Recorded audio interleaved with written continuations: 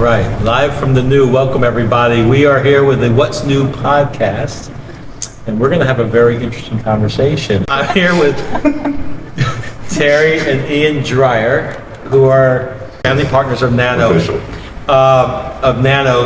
Who recently won the Biennale. Yes, the ECC Time Space Existence Biennale from Venice, Italy. You were invited on the World Architect Community. Yes, World Architect Forum. We are officially on there, which is a big deal.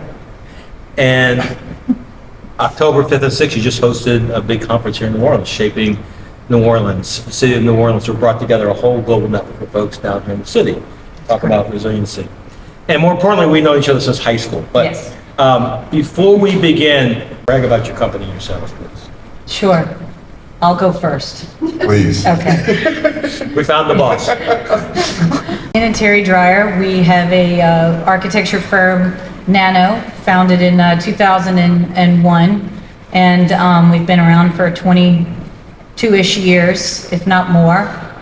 We have a motto, detail at every scale. We do a tremendous amount of different types of projects, and do a certain type of analysis that has probably made us a little different than other architecture firms.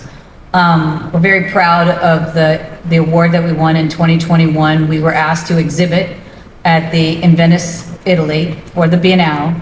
It's the ECC, European Cultural Center's Time Space Existence exhibition, and in 2021. And to be honest with you, it's like the Grammy Awards if you are an architect. It's like, oh my God.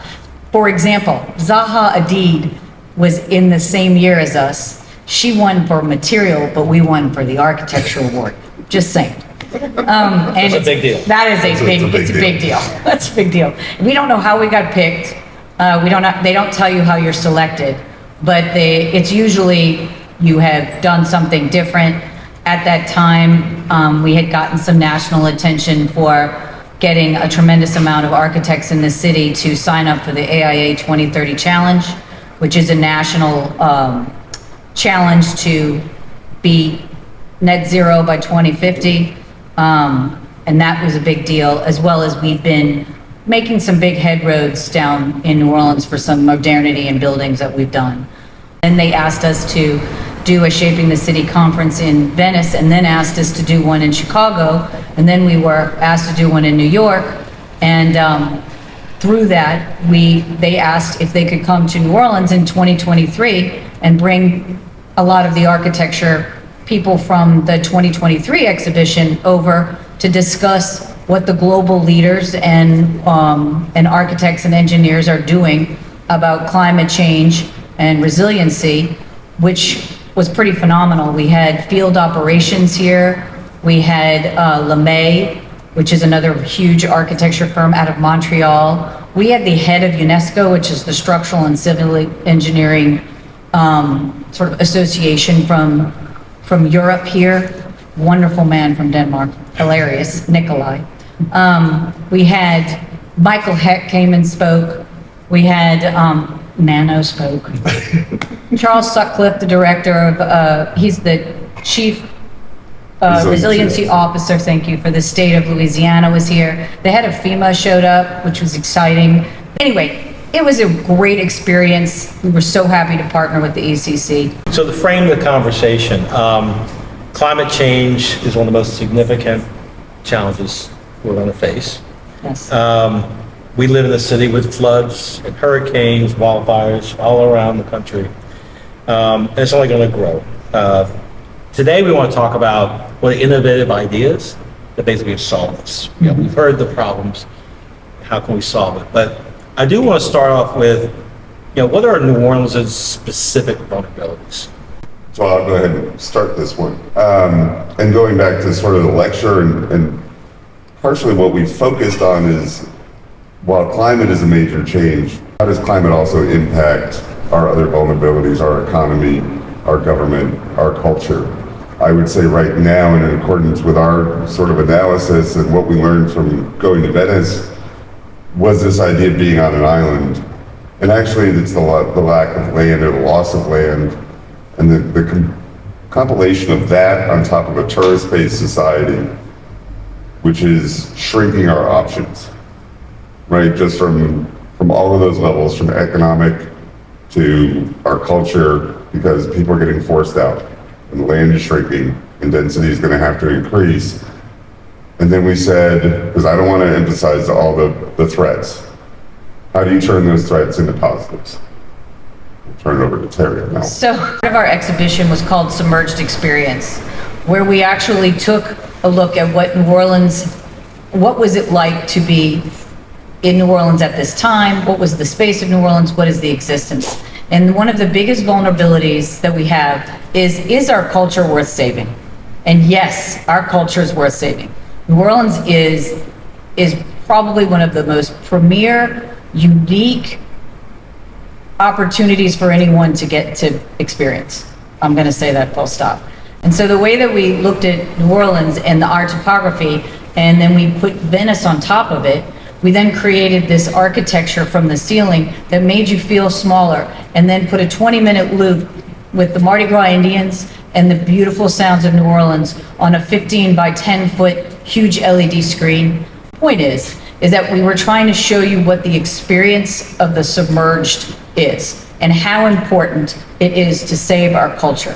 And Venice is doing an incredible job in the way of materials, in the way of how they're going to decide the way they live and what Venice is going to give back to the global community, and then how they're going to allow their people to still maintain an existence in Venice, and then also how are they going to deal with the migration to the north and the more what they call the mainland. When we started doing the Shaping the Cities, there's a lot of incredibly positive things if we start talking about what our issues are. So one of the things is that we knew there was a tremendous amount of infrastructure monies coming down. So what are we going to do to develop a city that is thriving? You need four main elements. That's society, economy, environment, and government. And that's the four things that make a city thrive. And environment is a new condition. And we have to make sure that we capitalize on those four elements so that our city can thrive. So one of the things we came up with was that every program had to build upon or be a multiple level program. So if we're going to build a bridge, then you have to inhabit the bridge, and it needs to become part of a resiliency center, and it has to help the economy, help the group or the neighborhood that it is bridging. If you're going to fix Claiborne Avenue, then we're going to make it, in the times of major stability, it's going to be a great urban garden and a place that we can go and rent bikes and a small store. But in times of instability, it's also an access up to the interstate with solar panels and a way to exit out of the city. There's a lot of different elements of program that we want to capitalize on to use the money the best way. I think Ian says it great. To be able to have projects, whether they're state funded, federally funded, or local government funded, or they're P3s, right? Private-public partnerships. Whoever's making those decisions on how much it costs, add just 10%. And we can then have a lot more for that program or that project that actually helps the community and serves the community that it is surrounding it. So what have we done to date? Well, I think there's been a lot of great first steps since Katrina. I think Katrina is almost like this marker in the sand, right? Where a cacophony of our history came to a stop and everyone said, oh my God, these are all the things that are failing. And what are all the things we have to fix? So you think about the federal government coming down with the flood barrier, and you talk about some of our corrections to our centralized levee system. Obviously, there were major failures in our oversight procedures and our engineering procedures. There was growth in sort of public-private partnerships as we tried to reinvent some of our educational systems, right? We started looking at new ideas. We started really taking a hard look at our weaknesses. You had the Dutch dialogues going on, some fantastic work on analysis of our water threat, both how we drain it. I think there's a statistic, something like 60% of the city's energy use is just moving water around, whether it's potable water or wastewater or stormwater. There's all these statistics about the various programs that the city has joined. So the city is part of the C40, which, by the way, we had Greg Nichols from the city at our symposium. But we're one of the C40 cities where we're committed to doing net zero by 2050. We got a long way to go if it's 64% of our carbon emissions is just moving water in the city of New Orleans. That is significant and tremendous. So we need to work on that, but we have some good ideas that are working now with UNO and the beach. They're doing stuff with wind. There's a lot of different other avenues that we are now pursuing, which a lot of it has to do with the fact that historically the city of New Orleans is not only unique and culturally significant and the most European, but we're also an industrial city that nobody ever sees because it's on the other side of the levee, right? So we have the power and the technology to solve a lot of these problems, and we definitely have the tenacity to start thinking bigger. What are we going to do during the times of stability and then the times of instability? I think there's a lot of lessons learned from Ida that have pushed the Katrina idea even further. So, and I just want to do a shout out to some of the community groups. I'm sure we're not going to mention everybody, but the Lighthouse program was sort of working on parallel lines while we were developing some of our concepts. The ideas of small localized areas of resiliency, and this does bleed into this idea of networks versus centralized and decentralized. The centralized government is great at things, right? Big, long, linear projects. But in catastrophic failure, those of us who are still here, those also take days or weeks to reestablish, as we discovered when we lost our transmission lines.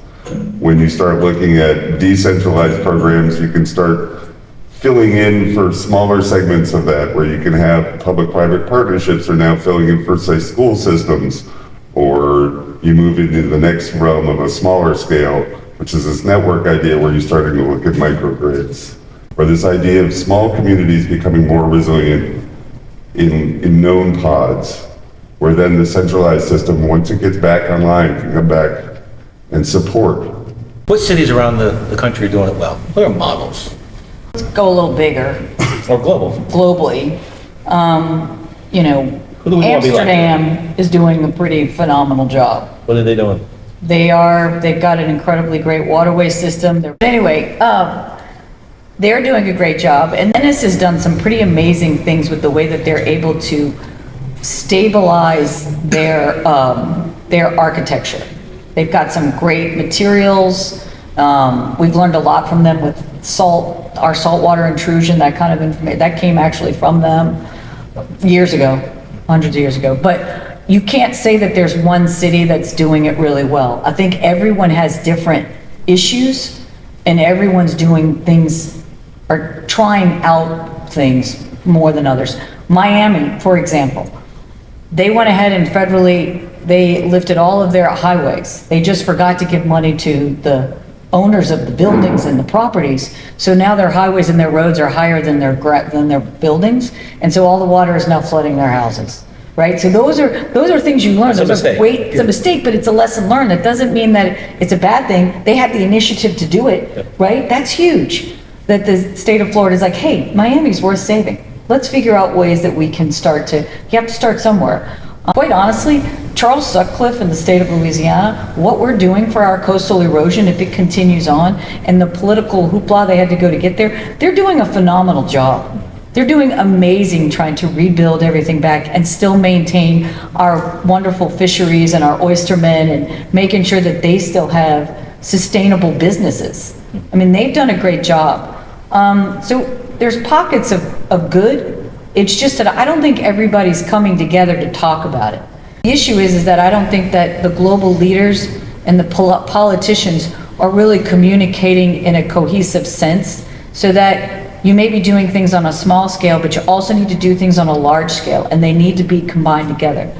So what are we going to do to look at our entire city and say, or cities, and say, what are these resiliency centers for these neighborhoods going to look like in a 1 mile radius, and how can we make sure that they can be off the grid when they need to be in times of instability, and on the grid when they need to be because the centralized system works.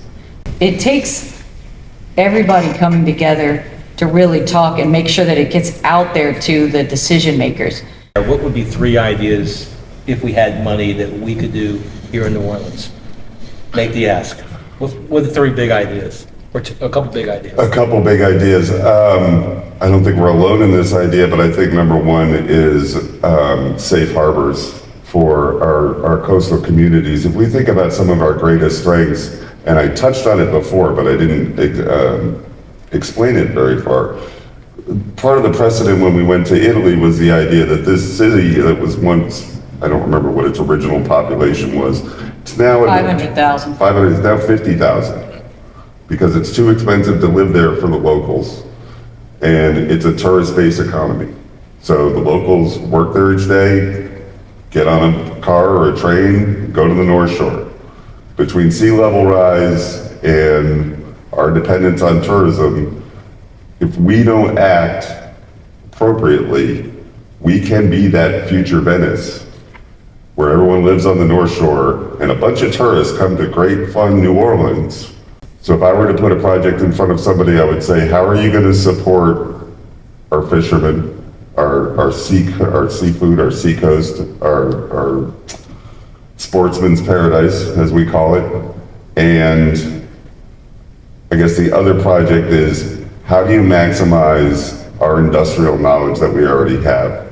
We have an amazing wealth of industrial knowledge in offshore maritime activities, right? And there's a bunch of activities that we can, with a small turn or a shift, be symbiotic with the oil industry and maximize our resilience for our coastal communities. If we invest in our community and our culture, we will sustain. So what's your project? Okay, so I want to talk about the idea of this urban planning. And one of the things that I find fascinating, yet sometimes aggravating, is that we sit here and talk about how we're going to move water all over the place. I want to talk about the humanity of the city of New Orleans, or any city that has been around that everyone loves.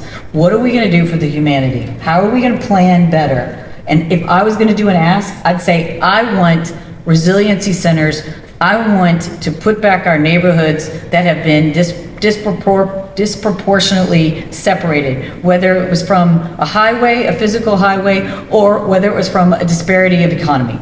But on top of that, there's something else, and that is I do not know why we are not having huge conversations with economic important leaders in this city on what can New Orleans, or what can the state of Louisiana produce and show the rest of the world that we can survive during these times of instability and stability. I want money to invest in what are the things that a person needs for the next 20 to 50 years, and why is New Orleans not putting up freaking manufacturing plants, whatever we need to do, not New Orleans, but Louisiana, to talk about the economy, so that we don't just spend our time worrying about the tourism, which, by the way, I think is great. I'm not saying anything bad about tourism. I'm just saying we need more. I want a diverse economy. But I'm gonna tag team on that. You know, Terry's out and she's moving and shaking and changing the world like every economy, and I'm gonna stay in my narrow little lane of architecture.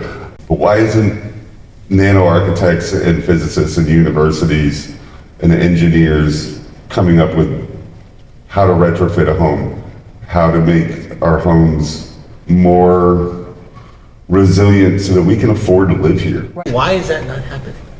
Well, I think it is, but it's not happening in a broader context. Like, it's not, there's no one doing a shining light on this. I think people are coming up with different ideas, but it's not being coagulated. Who should do that? I'll do it. We'll do it. Somebody in New Orleans needs to do it. The state of Louisiana needs to do it. Like, we need to put out there, that, I know LSU's doing some things. Here's another thing, saltwater concrete. We use that for all of our highways.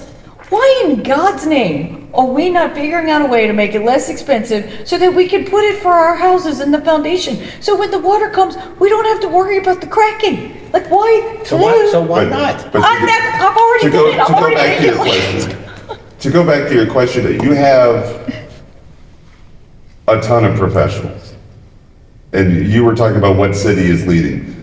Starting at what city is leading, we're all leading differently. partially due to the threat, but also because I don't think the immediacy of climate change had really gained traction until maybe the last Year. I was going to be generous and say 5 years.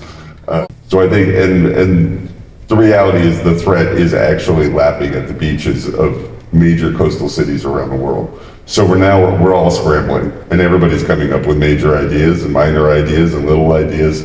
So you've got 1 million disparate people around the world with their own little pieces and pies. But for better or worse, engineers and architects don't own projects. We service clients who have projects. So we need the people who buy the buildings, who fund the projects, to go, you're right, I have been listening to you and I want that stuff in my building, or you have to codify it. I'm not always the biggest proponent of codifying everything, but I think we need to educate our funders and our property owners to the realism of the threat that's coming down the pipe.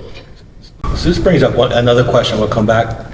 In a city like New Orleans, 300 years old, that tension between preservation and progress. Oh, yes, there's a lot of tension there. So talk through that. We are very lucky to have some wonderful people that work for us and work with us. And we have some preservationists in our group. I am not preservationist. And I'm not a preservationist. I believe in old buildings. I believe in the sanctity. I also know that they are the best for the AIA 2030 challenge. There is nothing better than preserving an old building, because the energy it took to have that building, you don't have to recreate to build a new one. I'm all for that. The issue is you need to preserve what is important for the building, for our future and for our environment. That word environment for a thriving city comes up again and again and again. The bottom line is we need solar panels on our older homes, and we don't need to be talking, it needs to stop. They needs to be accepted. And windows, the most important thing is to have them double glazed. And I don't want to hear about how important the muttons are versus double glazing the home. There's a lot of problems because people get so worried that somehow or another the city of New Orleans or these buildings are never gonna, it's never gonna be the same. You're right, it's never gonna be the same. It has to be different and it has to change, but I think you can do it intelligently, aesthetically pleasing, and you can make a transformation that is viable for the community that it needs to exist within. The issue is that you have a lot of naysayers, and I wish we could flip that script.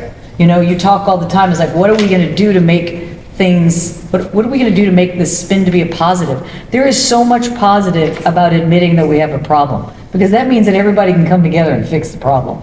I wish that those global leaders and those city leaders would all start to realize and to bring that our community, those somewhat naysayers at times, I know it's the city of no, but I like to say it's the city of yes, along. We have a lot to do and we have a lot to say.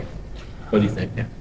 Well, first of all, I want to go back to Terry's very first comment, which is the building that you restore is your most sustainable and green building.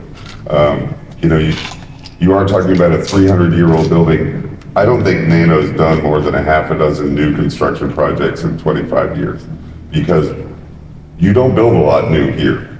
But the ability to restore and bring functionality back to a building is essential. Yes. When you talk about historic preservation, we're not the oldest country in the world, but we've got some pretty good old cities up and down the coastlines and throughout. And there are agencies that have developed systems that have allowed the historic nature and authenticity of those buildings to maintain while allowing them to perform against whatever their regional threat is. To be honest, our regional threat is probably flooding. And we have codes that say you have to elevate your building. But the historic preservationists are going to say, well, you can't elevate your building because it's ultimately going to change the entire understanding of the building. And then you have accessibility issues with people with disabilities. We have to be flexible. Because if otherwise, again, we go back to Venice. How many of the first floors in Venice are usable? None. Next to none of them. So why is New Orleans scared of change? Yeah, we're all New Orleanians. Well, so I'm from here, and so are you, right? So, I mean, we are resistant to change. We like to, how do we change that, help foster that mindset while preserving what's great about the city? I'm not from here, so I'm going to start with this one. That's so much easier. It is easier. From the outside, and when Terri and I first started, we were... Started the business? Started the business. We were really trying to buck the system of historic preservation and the culture of no. And then Katrina hit. And we had, as a city, a good 10 or 15 years of taking a hard look at ourselves in the mirror and going, okay, we got to do some change. And there were some positive outcomes of that, and then some really good conversations and some very good products came out of that. And I want to say in the last 5 years, we are regressing back to our city of no. It was Rachel Maddow, actually, I think, signed up the city to change our web domain for the government from the city of no to NOLA.gov. Yeah. Well, we might as well change it back because it's really gotten back to the city of no. So what can we do? Okay, so I can continue to act crazy and scream at everyone because that's what I do well. But more importantly, I think one thing that will happen is that there's going to be a force to change, because we are going to have to seriously think. Like a Katrina was a force. Yes, there is not going to be a choice. So that's one thing, but it's still going to be a slow. In our presentation, there's this great picture of a frog, and the frog, if you put a frog in water and you slowly turn up the heat, the frog will stay there because he doesn't realize he's burning. And that's basically what's been happening is in our lovely city of improvisation. It's just slowly turning, right? So I think that one thing that is really important is making sure that the younger community has something to stay and fight for. So I think there should be a real good emphasis on younger groups of people and trying to maintain the idea of economy here and what are these new viable options, because those are the people that will force the change, because they don't want to see. It's their city. It's their city, right? I mean, we just get to live in it after 35 to 40 years old, right? We're just here, but you've got your younger sect who needs to feel like this is theirs and they don't want theirs to ruin. One thing that Venice does well is that they provide really good jobs and they pay well in their tourism area in Venice, because it forces the younger people to believe in the culture, to emphasize it, and to be able to sustain within it, to be able to live within that culture. We need to be able to provide jobs that sustains families and youth and provides them with opportunities so that they will find that within themselves to save. And we need to challenge all of our leaders to stop worrying about where the next dollar is going to come for their campaign and worry about what their community is going to be like. And I think that's one thing that's important, is forcing the global leaders or the leaders to get together and talk about what we need to really do. The leaders, the question is, who are the leaders? And at what point does the 30-somethings and 40-somethings step up to be leaders? And if we don't open the door for the next generation to be at the table, things might not change. Totally. So who has a question? Anybody have questions or thoughts? Thank you. Ina Golan with the Beach at UNO. Thank you for this informative session. And I would like to congratulate you on the Biennale achievement. I'm familiar, I've been, so I know the major global vision that it has. So the design presented by NANO could be utilized as a preservation conservation strategy for the education, for not only for our politicians, legislators, but also for younger generation. To the point earlier, it's about being educated. People who are educated are more likely to make the change. Correct. Not in fear of change, right? So could this framework or the design or a portion of it be utilized for preservation conservation? Yes, actually, a lot of it could. We are taking, it's very difficult, but we offer 4 solutions based upon this program and these elements for not only planning a city, but also what is required for these resiliency centers, which we call ARCs. And beyond that, we also we're actually now looking at developing these ideas of safe harbors, which are also resiliency centers. They're just not within an urban context. But educating them and using, we actually have there is a framework, which we have a rule, there's 4 rules for the program that must be maintained to be able for these ARCs or any project to exist moving forward for all public buildings and communities. Did you want to tap into that? Yeah, well, I think I would just build on what you were saying. I think the fundamental principle is, the arcs we're architects, so we've got to design something, right? And pictures sell really well. But really the underlying idea and the thing that would lead to your question, the idea of education, is you come up with guiding principles that you could apply almost universally.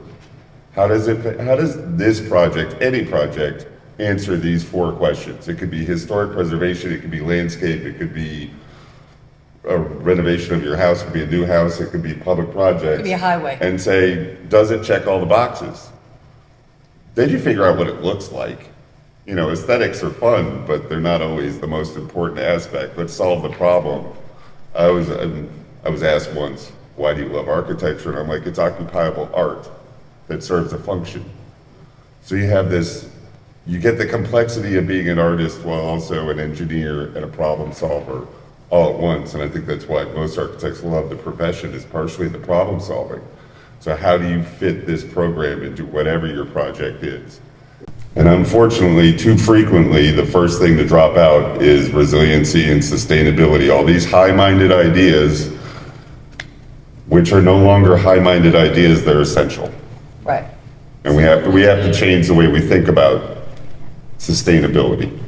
Yeah, one comment. I think another city really worth looking at that has got some amazing stuff that they're doing is Singapore, from technology, land use planning, all kinds of things.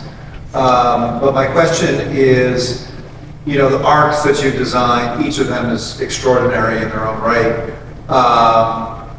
Ian, you made a really good point that architects don't make the decisions about what gets built. So we need corporations, we need government, we need funders.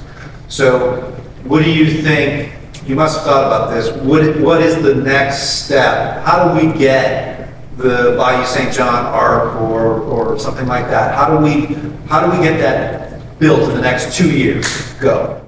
Okay. The issue is finding the appropriate legislator who is writing that proposal to have that bridge replaced, and getting in front of him and going, look, that bridge that needs to be repaired you could repair it exactly the way it is right now, right? But here I want to point a few things out that why that bridge only solves one problem and actually causes a few others. For one, it's too low for you to get under in a boat, so you're undermining the use of the bayou by doing it that way. You have a bridge that connects 2 neighborhoods, one of which is a food desert and lacks a bunch of basic services for that community. And it flooded horribly during Katrina. Why don't you put something on that bridge and elevate that bridge so that now it's an economic center that could also be an area of refuge in a flood that allows transportation under that bridge, and then the people who operate the businesses on that bridge during times of normalcy help fund the bridge. So is it really costing the taxpayer more, or is it actually creating jobs and providing part of its own funding? So step 1 is political will. Yes. If you're going to ask the government to help fund something, you're going to have to talk to the people who pull the levers and get them involved. Am I correct, though, with this money that's been allocated through the federal government and is coming down through potentially financial institutions? So the government's already made their decision, right? Am I right that? Well, there's so many different funding sources from the federal government. I was referring specifically to the infrastructure bill which as I understand it is sort of lump sum to the state, and then the state decides which infrastructure projects it wants to allocate those funds to. Okay, right. Well, I know some folks that are involved with the New Society have been involved in thinking through the Green Gas Reduction Act. Right. And finding out how the money's coming Right. down. And then ultimately, it's going to be, what are the projects? Right. So that's going to turn real quickly to say, okay, here's the money, it's an allocation, are we ready? So are we ready as a community to make the ask? We have the rules ready, we have the concepts ready. They would have to be applied to a project, so you're talking about shovel ready in a year. There are so many branches of government with different focal points, and either they all come into the room at once, or they all have different methodologies on, one's the private sector banking, or the other one's the infrastructure bill, or it's the EPA, and it does boil down to the city level. Capital Projects goes over and submits their budget to the city council and says, these are the 20 projects we need built this year. If you were to have one clear message that you want everybody to hear, if through all this conversation, one clear message. Lordy be, Tim. I thought that was a good question. It is a good question. It's so good I have to think about it. I just don't have one ready. My problem is that I don't know if I can just boil it down to one, man. That's what we're here to do. It's always a problem. Give me one clear sentence. That's making me be linear. No, ultimately it's maximize the opportunity, right? We have, time is ticking, opportunities are becoming less every day, literally, as we lose another mile of coastal land, probably during, or more than that, during this conversation. You have to act now, and you have to maximize every proposal. You need to get in front of your decision makers. Who? Well, if you're at a corporation, okay, so if you're at a corporation, if you're at Entergy and you just got a $250 million grant, how are you going to maximize that opportunity to support this community? Is it just strengthening our current system? Or is it new technologies that strengthen communities through, I don't know, microgrids, and I don't mean to call out Entergy, but they're the biggest ones in the news today. I just did it, so it's okay. If you're the Sewage and Water Board, how are you maximizing the JIR dollars to minimize our impact on energy usage, on the community? How are roads getting better? How are bike lanes getting better? How is our drainage getting better? Every department that has a funding source needs to ask themselves, how am I maximizing this dollar? So me, I would tell you that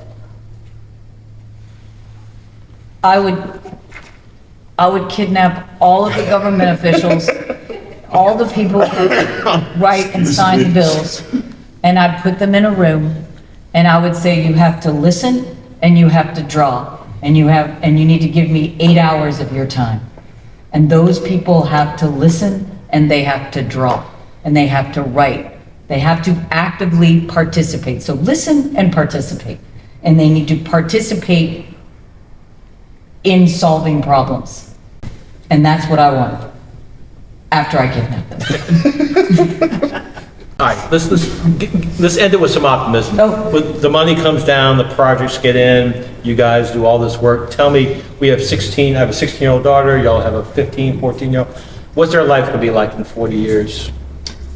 So we always Optimistic. I know, no. We end our presentation with this great video where Rakita, who's one of the Mardi Gras Indians, she's the only Mardi Gras Indian queen, and she talks about that she is the white buffalo, she is the change, she is the city, she is her community.